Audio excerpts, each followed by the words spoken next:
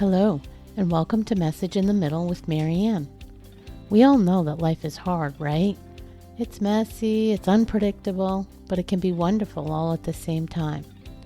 My hope is that we can take a deep dive into self-development topics and explore life's lessons through book clubs, conversations, and interviews. And together, we can uncover the lessons that others have already learned to help us navigate this crazy, wonderful ride called life.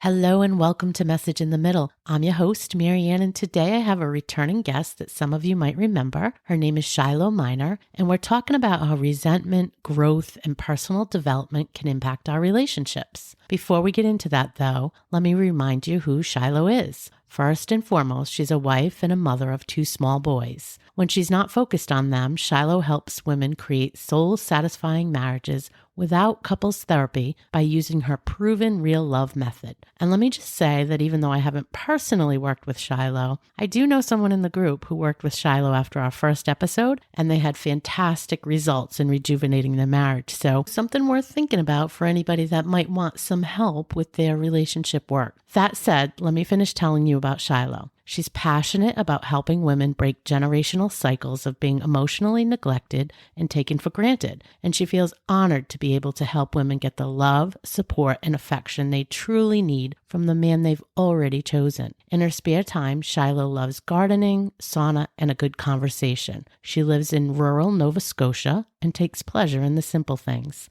Shiloh, good morning. So good to have you back on the show today. My pleasure. I loved our last conversation. It was so wonderful. Me too. Me too. And for those listening, you should know that Shiloh got an idea and she reached out and we started talking, messaging back and forth, and we got completely geeked out by some of the topic ideas. So here we are again, hopefully bringing you some insightful conversation to think about. Before we get into that though, I'm going to bypass doing the whole deep dive into your history because we did that in the first episode. And for those that listen every week, they will have heard that, but I will put a link to the previous episode in the show notes. So if you haven't heard that, check it out. The short story, though, and the way you got into this work, I think, was through your own journey of healing and self-discovery and, tending to your marriage and finding your way through that path, which brought you into this space. Is that correct? Yes, that's right. And so now you're doing this for women all across, I want to say the country, but it's actually more than one country. Again, through your own methods and courses. And the topic that we wanted to talk about today, I think, crept up to you through some of the things you were hearing in some of your sessions. And of course, we elaborated on that. But I think the first thing that you reached out about was just talking about resentment and how it fits into relationships. So why don't we start by telling me a little bit about what you're hearing, and then we can dig into that a little bit. Yes, absolutely. So what I'm seeing with a lot of my clients is that they've built up a lot of resentment over the years. And the way that I see this happen is, you get into a relationship with someone and then there's a big disappointment. They didn't follow through on something. They didn't show up for you, often like during pregnancy or during early child years. And it can be 30 years later. Your kids are gone, but you were so hurt by this lack of support that goes into the bank. And then, a little later, you have teenagers and your husband gets really mad at your teenagers for not acting right. And you feel like he didn't handle it well. And you got in the middle between your kid and your husband. And for women, that feeling of, I got to choose between my kid and my husband. Awful. Too much to bear. So that goes in another, these big, they call them empathic ruptures, where you're just like, that didn't get healed. That is an open wound and I'm still carrying it. And I'll see them and they're, looking into empty nest and retirement years, but they're blocked from really connecting with their husband or opening their heart to him because of these big events and many small ones that they're just stuck in them. What struck me when you said that is we've all had some experiences like this, anyone that's been married for a very long time or in a relationship. And what was going through my head is they go into that bucket. You don't even realize they're sitting in that bucket, but then you're adding to that bucket. And I guess at some point that bucket can erupt, overflow, or it's just too much. I call it the backpack of resentments because Mm. it's like you put a rock in there and it gets heavier and heavier, Yeah. and then to the point where it's just too heavy and you're just mad. And the mistake we make is we look at him and go, look what you did to me. Yeah. Yeah. Right. And so it's that work of how do you unload that backpack? I just want to add a couple other things for people to think about that probably fit into that bucket that came to mind for me when we first started talking about this. And then we can sort of dig into how do you unpack that? How do you get rid of the backpack and take it off? But a couple other ideas that came up to me when we were talking about it and go back and forth were any career kind of limitations. So you may have had to make some decisions to either limit your career, or maybe it's not even limitations. Maybe you gave up your career completely and became a stay-at-home mom. Or you may have tried to keep your career going, but felt like you had the brunt of everything with home life as well. Mm-hmm. If you don't have a balanced relationship, how much we as women have to carry when it comes to the kids, the homework, the lunches, the laundry, all the practices, all the whatevers, and our job if we have one outside of the home. So I don't know, for me, those were a couple other areas where I was thinking resentment could certainly creep into the relationship. But let's talk about how do you start to take off that backpack, especially if it's carrying things from 30 years ago. Well, I want to add a little something to that piece about motherhood because yes, it's a huge, huge piece. And it's that a lot of women I talk to will say, back then it wasn't a choice. Like back then we weren't talking like this. We didn't understand that we could say no or that we could, do the thing that wasn't popular with our husband. Yeah. We didn't have that consciousness. And so now maybe going back, I wouldn't have made that choice. Yeah. And that's a really hard pill to swallow. Like maybe I wouldn't have given up that career. Maybe I would have demanded more support and I wouldn't have just silently suffered on doing absolutely everything for the children. And so I just want to acknowledge the women who are hearing this and are like, oh, yes, I had all those resentments and your level of consciousness just is what it is. Yes. At that time, you didn't have the tools to really be sovereign and stand up for yourself. One of my favorite sayings, I think it's a Maya Angelou phrase, and it's we did the best we could with what we knew at the time. More, you do better. It makes me think of that, right? Because you can't go back and you can't take the knowledge you have today to 30 years past. Gosh, wouldn't that be nice? But you can't. Acknowledging that it was what it was is one thing. Right. And then you still have to figure out, how do I work through it? So in the working through it, the first step is really recognizing if you're building more resentments today. Like, are you still self-abandoning? Are you still putting him first in every way? Because if you're still doing that, you will not be able to let go of resentments because you're storing up new ones daily. Yeah. Like you're still in that mode of like, look at all I gave to him and he's still taking. That's kind of the mentality of that, right? He didn't appreciate it and he's just take.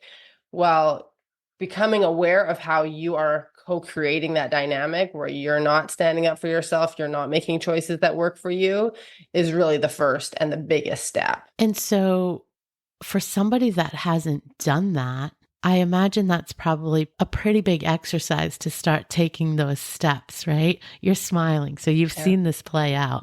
What does that look like? Well, I think as soon as they even think about changing the dynamic, huge anxiety comes up. Yeah. There's guilt, there's shame, there's anxiety. This is the reason we never did it before. Because, our childhood patterns really come up of, well, these are my survival strategies. Doing everything for other people is how I got by at home. It's how I didn't get targeted by maybe the volatile members of my family.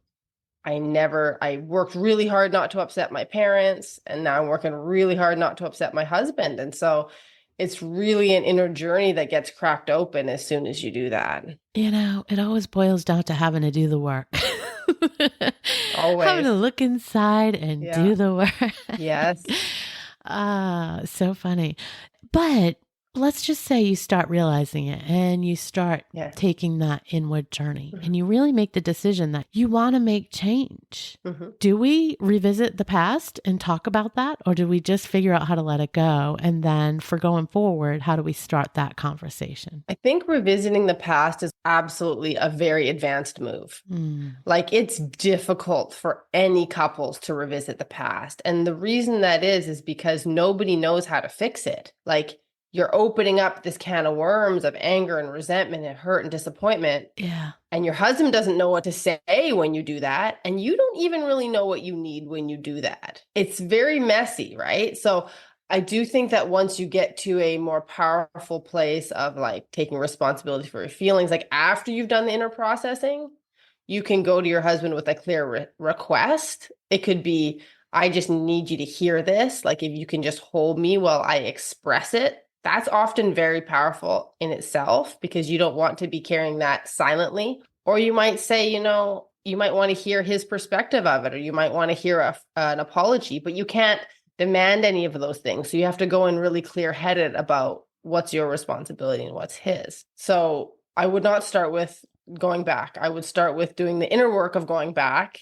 and being with yourself, and that inner work of like feeling those feelings, reflecting on how you could have supported yourself, what support you needed, what decisions you would have made, just taking agency over the whole thing. Like, what would that have been if I had done what I wanted, and forgiving yourself too, because we blame ourselves for not being more powerful and having more of a voice in the past. And like the Maya Angelou quote, we can't do that to ourselves. Like, now things didn't go well and it was our fault. Yeah. We're just punishing ourselves on every level, right? Yeah.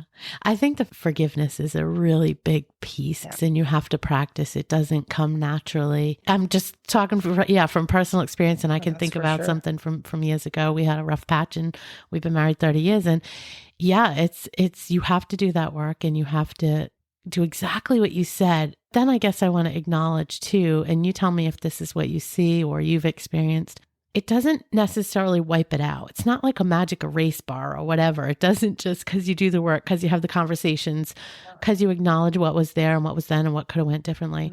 It doesn't magically make it go away. It's still there. You just start experiencing it differently. Completely. Your perspective on it changes. Your relationship to it changes, because when you do that inner work, you become less victimized in your mindset. So the natural way is to go, I was done wrong.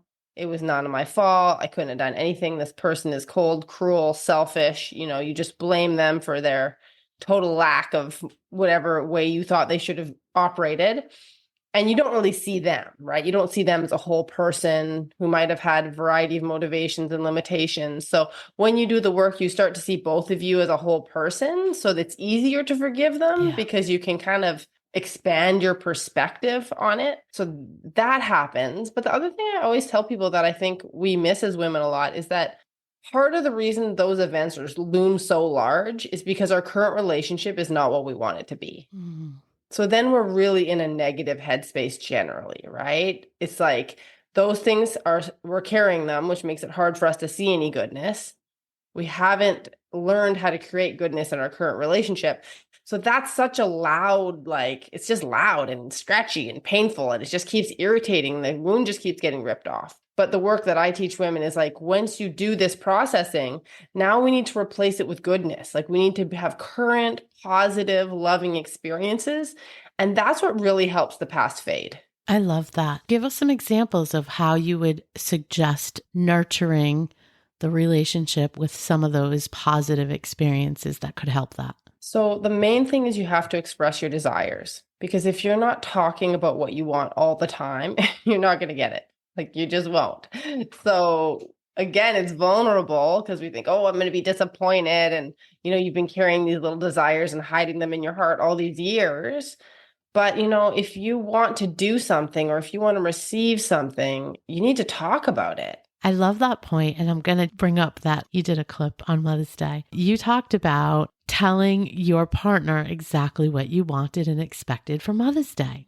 And, it's funny because it struck me. Sometimes I have felt in the past, like, why should I have to tell you? Like, I don't want to tell you. I want it to be a surprise. You do all the good things for me just because you can think them up yourself. Yeah. So when I saw you talking about it, it really made me reflect on that and think, but wouldn't it be better to make sure I've said what I want so that you get what you want and there's a complete alignment there?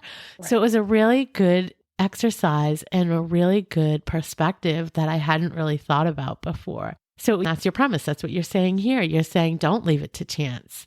Just really be open and honest and talk about what you need. You're not alone as a woman to feel like that's sucks. That we're like, why can't they just do it? Why are they not thinking about me and anticipating and going out of their way to, like, surprise me or come up with something cool? And it's not that that can't happen. Like, that actually develops more the more you ask for things, because then they have a very clear template of what works with you. That makes sense. Yeah, that makes sense. Yeah. So it's like they'll get to know you because you're expressing all the time, and then it keeps working all the time. So then you get in that positive cycle of like, I do these things for my wife. She's elated. I'm the hero. I'm going to do it again. That feels great for all of us. Yeah. And that's the positive cycle that you can start at any time in your relationship. Yeah. But because we're focused on what didn't work, our resentments or disappointments, we don't want to risk that, right? We get scared. And also, we don't even know how effective it can be. Like, it really can be very effective just to do it that directly. I have to agree. Like, I've seen this work. It's simple things too. It can be simple things like a household chore or an errand, filling up your car with gas, getting you a coffee, whatever it is. But you make it be a big deal. Like, oh gosh, that was so great. Thanks. And it's almost like, again, why do you have to do? But really, it's a means to an end, because you're rewarding, but you're also signaling this matters to me. And it really means something to me. And it's not that trivial. And I think that's the thing, right? It really resonates with them when they get that concrete messaging. I loved what you said. You're signaling that it's important. Yeah. And I think that's so key, because we as women can be so downplaying that positive stuff. Yes. Oh, thanks. Hey, thanks. And it seems weird for us, or like a chore. Yes. But we're just showing actually how much it matters to us. Like, It's not fake. It actually matters a lot. Yes. But we don't realize how vulnerable it is. 100%. To let someone know, I actually am super excited when you bring me coffee. Yes. Or like, this thing makes me feel loved. And this, again, it's opening our mouth and talking and saying what's good and what we like is not something that's been modeled for us. It's not something that comes naturally.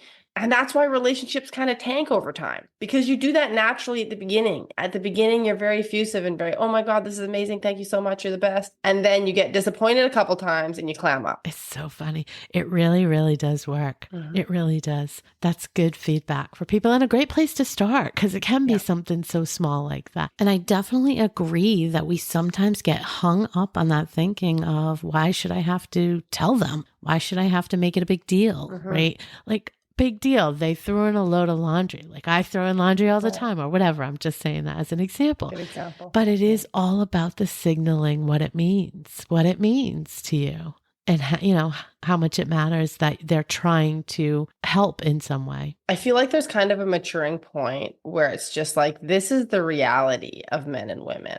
And do you want to get what you want, or do you want to change the reality of men and women, resist the reality of men and women, make it a problem, spend your whole life resenting it, right? Or do you want to be someone who knows where to turn the knob so it works? Yes. No, that's a great point, because you're not going to change it. We are wired differently, and learning how to interact under those conditions is key. Mm-hmm. That's key. For sure. Great, good stuff.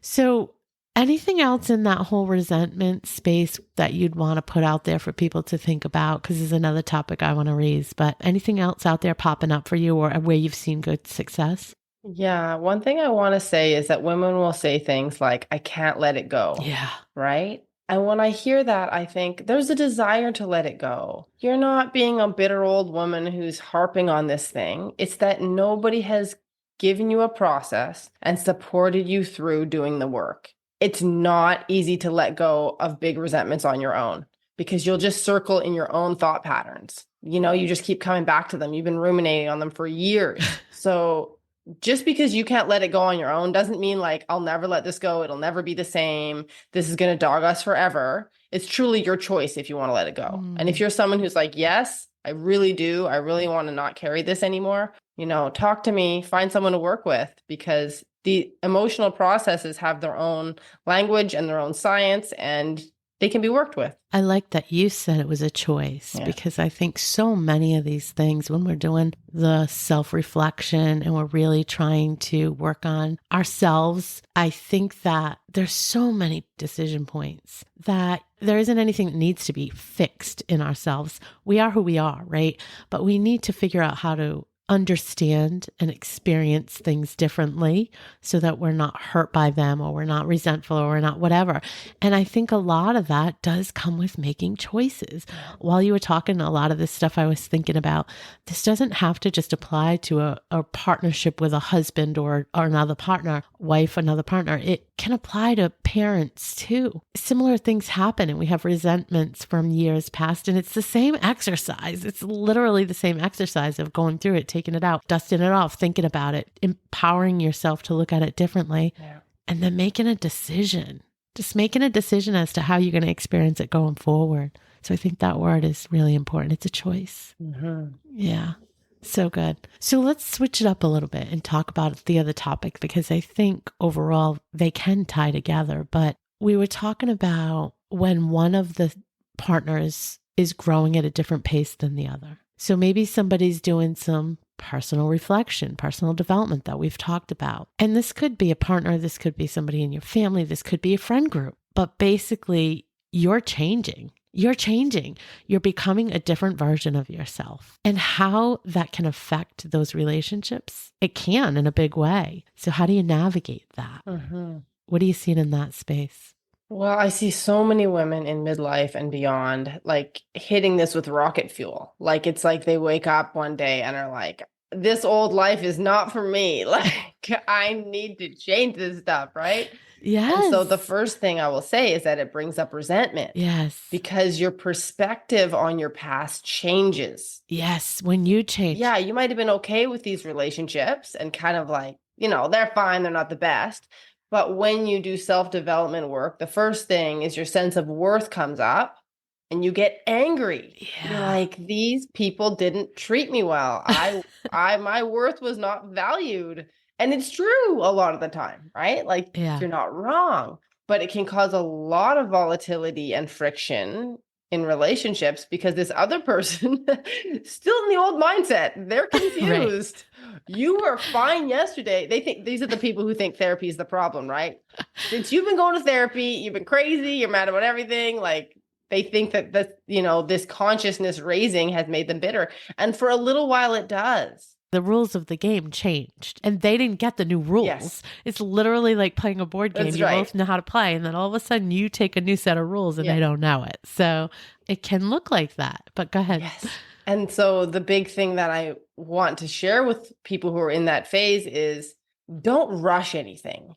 Don't blow up your relationship. Don't tear a strip off this person who you're mad at. Like, that first phase where you're becoming aware of your desires and you're becoming aware of the anger that you've been suppressing to people please, it's not meant for public consumption. Like, this is unrefined, raw rage and blame, right? We're blaming in this phase, and you're not there yet. You will have conversations. You will make changes. But make sure you share that with someone who can really hold you accountable and help you reflect, so you don't think the rage is the end. Like, this is the last stage of my development. I'm here. I'm pissed. That's it. No, I think that's important. I was just going to also add that you can't expect them to change with you either. No. I think that's one to keep in mind. I see and hear a lot of times where people become disconnected, misaligned because you start to grow and change. Yeah. And to your point, you have to work through that yourself and then get to a point where you have some, decisions to make. Yeah. Maybe some of your group of friends will drop off because you don't want to spend time with them anymore.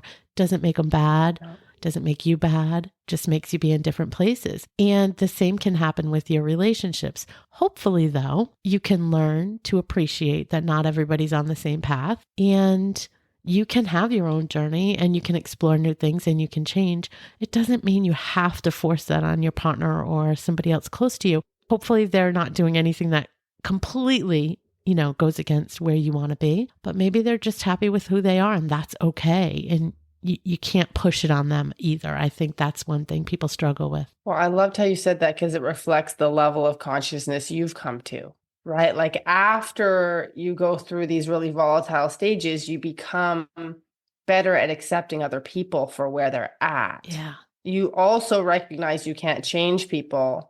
So you stop fighting that fight, which is a big waste of energy. Big waste. That's a it's huge, so exhausting and painful. Yeah. And such a relief, really. Such a relief. Yeah. It is. And you know what you said about choices, the thing I always say to women when they come in with these kinds of problems is, well, what do you really want? Yeah. What do you really want? Like, if you really want to stay married, let's find a way to work that. Right. Right. If you're just like also feeling like you don't want to be married and like you're trying to convince yourself maybe it's okay, it's going to come back to what you really want in the end. Like that's your choice. Your choice comes from that true desire. And then if you say, look, I really want to stay married. I want to be able to live with this person and it not be conflictual, but I also want to be treated the way I want to be treated. You know, maybe you want to change the rules in your relationship. You can absolutely change the rules in your relationship. Yeah. Because you're just changing them for you. That's right. And again, you communicate them. These are the new rules for me. And you allow them the space to process that, make their own decisions. You know, it will take time. You reinforce because you've decided to be with this person. Like it depends on how important that relationship is to you, how much patience you give it, how much communication you give it. That's your choice. I love that. And I know your focus is relationship, but I keep going to the parent-child relationship too. Shocker for people that know me, know that there's some stuff there. But the thing is though, it's the same. And I think if you make the decision, you want to continue with a relationship, to your point, it's all on you to set your own boundaries and to set the new rules of the relationship. So maybe you don't want to cut somebody off, but maybe you want to set boundaries so that you're only interacting on occasion, or, it's a text here and there versus a in-person every week, or I'm just, making some of that up, but whatever. You can set the boundaries. And I think you also flip the script in your head. So to your point, I definitely have done a lot of work, but I think you come at things differently because then you can accept, and this can be any relationship, I think you can accept when things come to you or toward you, you have a different lens. And the lens is, this is who they are. This isn't about me. This is all their baggage is carried in the way that they just presented themselves or the situation. I'm going to experience it like this. You get to control that narrative once you really have that lens on. I love that. And it is so powerful. And you're right. You talk about the parent-child relationship. Really, we're talking about family. And the reason romantic relationships are hard is because they become family. Yes. You do life with these people. You're attached on a deep level. It destabilizes your world if they're ruptured, right? So we often really crave harmony in those relationships and we'll put a lot of work in. And then there's that realization of like, oh, the work I need to put in is to me again, of my boundaries and my mindset. Because especially if you think about like our parents, when your parents act in a way that you don't like, you can be so attached to that, like so incredibly offended and like, how dare they and all the rest of it, because you're still this little kid inside. Yeah. Feeling controlled by their behavior and their attitude and their judgments of you or whatever. And it's such an emancipation when you take them off that pedestal and you go, this is just another human with their own baggage. Yeah. They can't be the, perfect dad or perfect mom to me because they're human. Like, stop making it impossible for the both of you. It really is a way just to walk through life. It's a whole nother level when you can just walk through life thinking about everybody like that. Yes, there's certainly some outliers, but in almost all cases, people are just being people and they're going through what they're going through because of what they went through and what they carry with them. It's not like, again, it's not like most people wake up and just say, hey, I want to be a jerk today. I mean, that's just not real life. So I think, if you can just have that lens on, period, it's so helpful. I want to add to that because I feel like we as women get caught in the trap of, oh, that's them, so I shouldn't ask any more of them, right? Like, oh, my husband or my dad acts this way because of XYZ. I understand, so I'm going to forgive it and I'm going to like whatever, accept it. And there are moments for that. But often we give up ground much too easily and much too early because we are co-creating the dynamic where they get to have feelings and we don't. Yeah. Or we're co-creating the dynamic where they get to be volatile and we don't, Yeah. right? And so showing up, if you want to have a better relationship with said person, you have to show up more and you have to confront the difficult conversation, which is, hey, we have this pattern and it doesn't work for me. Yeah. What do you think about changing it? And they might not, but if you want your relationship to have any kind of depth, Yeah. that's the conversations that need to happen. I'm glad you clarified because it is an and. It's an and. It's you can recognize that they're human and they come with these experiences and this baggage. And you can show up and put your boundaries up and put the rules of your game up in that relationship. It's okay. Both things can exist. Yes. Yes. Bringing them together is really the artfulness, right? It's the artfulness of relationship because you want to accept other people, not try to control them. And when you say what you need, you're going to be a lot better at it because you've accepted them and tried not to control them. Yeah.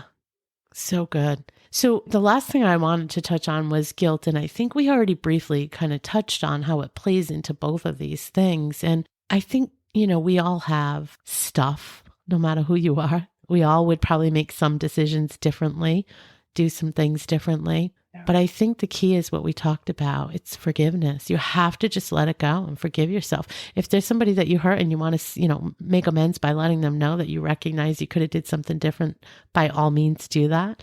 But you can't change it. So you really have to work on forgiving yourself. Yes, I think this might be the hardest one, honestly. Yeah, I agree with that. Because like myself as well, we want to see ourselves as good people. We want to keep a high standard of how we treat others, of our own behavior, how we treat ourselves. And we fail a lot. Yeah. Like we're not able to be perfect. We're not able to never hurt anybody else or never step on people's toes or be selfish or like all those things will happen. And I've actually been personally working with this a lot lately because so much of our stuckness comes from this shame. Yes. Yes. And it goes deep. Like it just goes layers and layers deep. And what I've been looking at is that when we look at ourselves and go, okay, there was this thing I did, right? We feel some kind of embarrassment and shame and whatever. We want to wipe it away, either pretend it didn't exist or just like beat ourselves up for it. Like, how could you do that and never do that again? And you're so bad. And I can't believe it. I'm disgusted with myself. But if we can just sit with that part of ourselves and feel those feelings and actually have compassion for ourselves, then we integrate back in the fact that, yeah, those are all aspects of me. Yes. But to your point, it is the hardest part and it takes practice. It takes a lot of practice. It is a practice, ongoing. Yes. And like I said about the first thing about, the resentment, it doesn't just go away. You just learn to experience it differently, to feel it differently, and to not hang on to it and let it get in your way. Yeah. My therapist always says that, and I always laugh because she's like the ultimate buzzkill, but it's like, you're still going to be human, You're still going to feel shame. You're still going to feel guilt. You're still going to go through all these things. It's truly that your relationship to them changes. You're able to be with yourself more. You don't stay stuck as long. What I always say is the definition of a healthy relationship is the shortness of your recovery time. Yes, that's a good one. You're still going to fall. You're still going to have ruptures. But if you can get back up pretty quick, you've done some work. Like that's the benefit. Yeah, good one. Oh my gosh, this conversation is so good.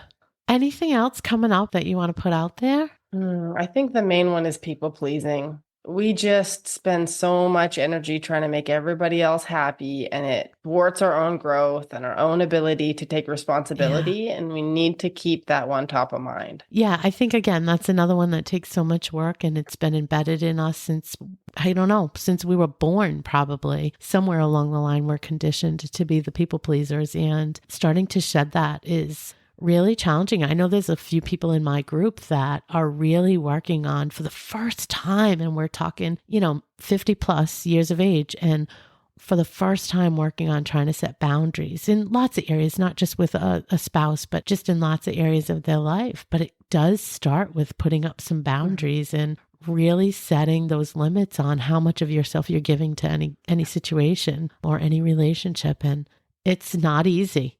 It's not easy. I think it is universal. I think that it comes down from generations. I think it's in our DNA because we had to survive. I think it was a survival strategy. And so when we question that instinct, we really are in the realm of like conscious spirit. It's not natural for us to set the boundaries and, have our own zone and protect our energy, but it allows us to come to a new place of maturity and joy and freedom. But like you said, it's kind of in there on a primal level. Yeah. So I guess the message I want to get out there is it's, again, just like all this stuff, it's a practice. Mm-hmm. It takes time. You start with baby steps and you just keep progressing, and it's not a linear path either. It's like the most winding path for all of this stuff, right? Right. And you guys that can't see me, my hand just went like a winding path, but it's literally sometimes in circles. Like you just have to know that you just got to keep taking the steps and keep practicing, and it gets easier and easier, but it does take practice. Not a linear path. I think I need to put on my wall because it is so true. And part of what I believe it is a spiral. So you're going upwards, but there's like a groove on one part of the spiral and you hit it every time. You come around and you hit the groove, but you're higher now. You kind of have a little more objectivity. You come around, you hit it again, and now you're like, oh, that thing. And when you're in the early stages of development, you despair. Yeah. I'm never going to change. It's all the same stuff over and over again. And then after you've been at it for a few years, you go, oh, this is just the healing cycle. Yeah. These challenges are presented to me. These situations are presented to me for me to have the opportunity to have another chance to try it a little different. And nothing's wrong with you that's how it goes. Like that is the human experience. But like you said, it gets easier. And I really want to say to people who are in the trenches of seeing their own patterns, which is the trenches, is that it is so worth it. The amount of freedom, the quality of relationships, the self-expression, the joy that comes from building your own sovereignty and choosing how you want to feel and choosing your relationships is nothing I would give up for anything in the world. Me either. That's my soundbite right there. These guys are going to hear that because it's true.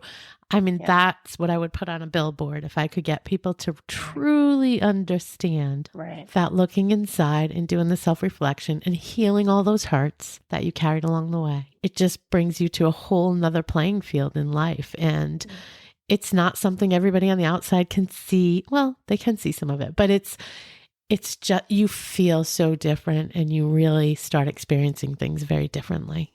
It's very freeing. Mm-hmm. Mm-hmm. Love it. Oh my gosh, such a great conversation as always. I will put all your links in the show notes. I think we got a freebie out there, right? Yes. I think you gave me something that we put a link out there for folks to check out, but guys, take a look at Shiloh's work. I think you guys will be impressed with the level of relationship building and healing she does with folks. But thanks again for coming on and talking with me. It's always fun. I'd like to tell you a little bit about that freebie so you know if you want to download it. It's 5 ways we sabotage our relationships.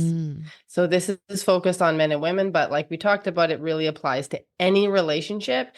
And so this will help you get out of blame and victimhood of like, this person can't relate to me correctly, and really empower you to see the patterns that you can shift right away to improve your relationships. Sounds fantastic. Thank you for sharing that with us. Mm-hmm. Have a great day. And thanks again for coming on. Thank you so much. Take care. Thank you for listening to this episode of Message in the Middle with Marianne. If you enjoyed the podcast, please take a minute to share it and write a review, as it helps bring new listeners to our audience. If you'd like to keep the conversation going between episodes, please join us at Facebook group Message in the Middle with Marianne.